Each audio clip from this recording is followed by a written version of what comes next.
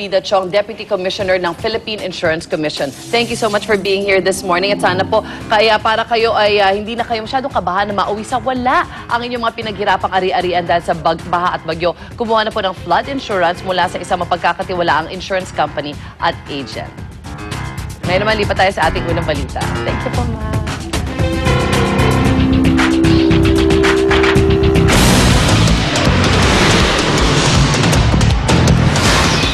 Ang mga unang balita sa umagang ito.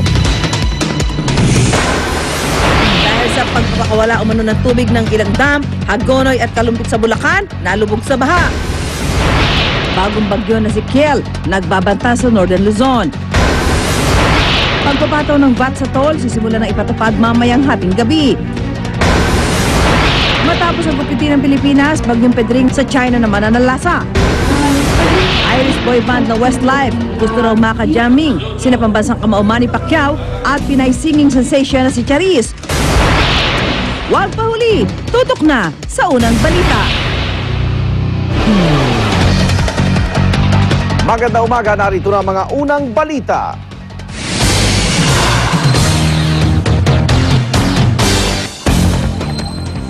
Wala na po sa Pilipinas ang bagyong Pedring pero nanatiling lubog sa baha ang bayan ng Hagonoy sa Bulacan. Umabot na sa hanggang dibdib ang baha na posibleng umanong sanhi ng pag-apaw ng dalawang ilog at pagpakawala umano ng tubig mula sa dam. At mula sa Hagonoy, Bulacan, may report si Maria Ausente. Maria? Yes, Igan, abot-abot nga ang nararamdamang pagkabahala ng ilang kababayan natin dito, partikular sa Hagonoy, Bulacan. Paano kasi kung kailan daw na hindi na umuulan, saka naman daw ang bilis ng pagtaas ng baha.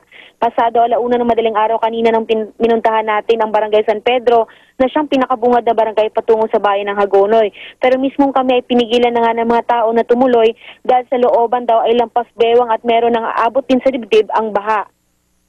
Mga malalaking truck at bus lamang, Igan, yung nakakadaan patungo sa mismong bayan. Kaya yung isang pamilya na nakasakay sa isang jeep na dumating kagabi, pasado 10:00, upang makipaglibing sana, hindi na naituloy ang balak. Ang problema ngayon, stranded sila dahil hindi kakayaning lumusong ng jeep papunta ng San Pascual. Ayon naman sa kagawad ng barangay ng San Pedro na si Mario Pangilinan, Igan, posible daw na naipon ang tubig mula sa pag-apaw ng dalawang ilog mula sa San Pedro at San Agustin at tubig mula din sa Angat Dam ang dahilan na mabilis na pagtaas ng tubig.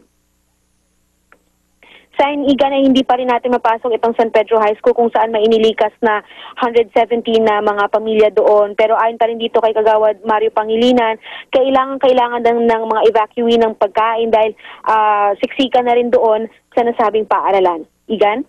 Maraming salamat, Maria Ausente. Nagulat po mula sa Hagonoy, Bulacan. At kagnay po ng balitang yan, makakausap natin si Raul Agustin, Special Operations Officer ng Bulacan PDR-RMC. Ginoong Agustin, good morning. Yes, good morning, ma'am. Ginoong Agustin, napansin po natin wala na nga pong ulan pero nananatiling lubog sa baha itong Hagonoy at Kalumpit. So, ano-ano na pong ginagawa ng inyong tanggapan para matulungan po yung mga apektadong residente? Karamihan daw nasa bubong na. Opo, nakapag-dispatch na po kami ng mga rescue team namin dito sa PDR-RMC. Katunayan po, umalis na po ngayon yung 3. Tapos po, yung iba nasa Kalumpit na, naka-preposition na po sila doon. So, bale, ilang team po ang na-dispatch?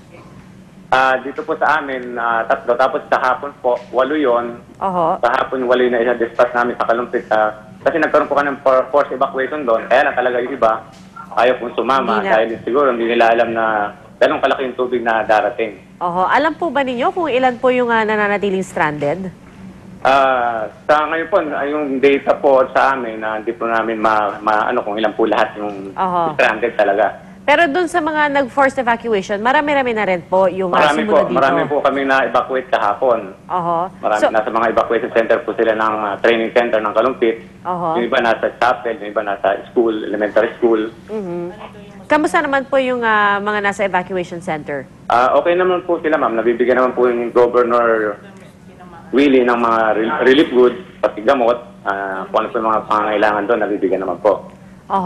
Ginoong Agustina, kung ikukumpara natin, saan po mas, or sino yung mas tinamaan ng baha? Ito bang Hagonoy o Kalumpit? Parehas po yan. Mauna po muna yung Kalumpit. Tapos po, pagkatapos po sa Kalumpit, bababa naman po sa Hagonoy yan. Halos magkasabay po, ma'am. At pareho lang, no? Yung taas ng tubig, halos pareho lang din. Opo ma'am, parehas lang. Dahil lang gagaling po yung tubig na sa Pampanga River, nagmumula po yan mula dun sa Nueva Ecija. Pababa po dito, pinaka-cut basin po talaga yung Kalumpit at Hagonoy. Pero sa ngayon po ba, yung pondo ng PDRRMC, sapat pa naman po para sa mga biktima? Sapat pa naman po ma'am, wala pa naman po problema sa pondo sa PDRMC. Alright, Ginoong Raul Agustin, Special Operations Officer ng Bulacan PDRRMC. Maraming salamat po. Good morning po. Salamat po. Umabot naman sa 39 ang bilang ng patay sa paghagupit ng Bagyong Pedring. Aabot naman sa mahigit 3 bilyong piso ang halaga ng pinsala sa pananim at infrastruktura. Darito ang report.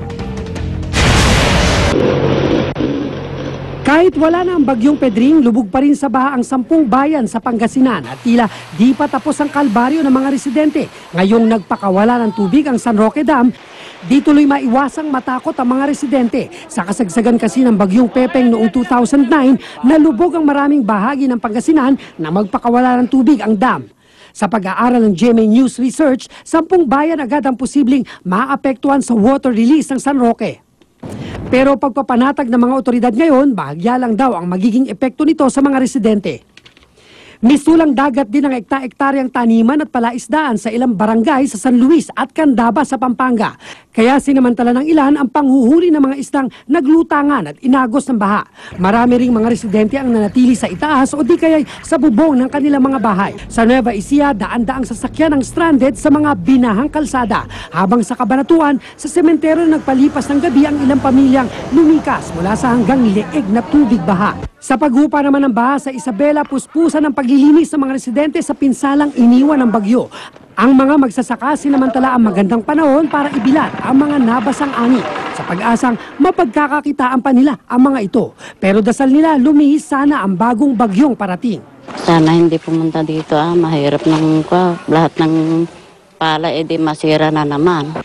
Ilan lang ang Kalumpit, Nueva Ecija, Isabela at Olongapo sa mga lugar na isinailalim na sa state of calamity dahil sa epekto ng Bagyong Pedring. Under state of calamity na rin ang Ubando at May Kawayan sa Bulacan, Dinalupian, Bataan, Tarlac City, Noveleta, Cavite at ang mga lungsod ng Malabon, Navotas at Marikina.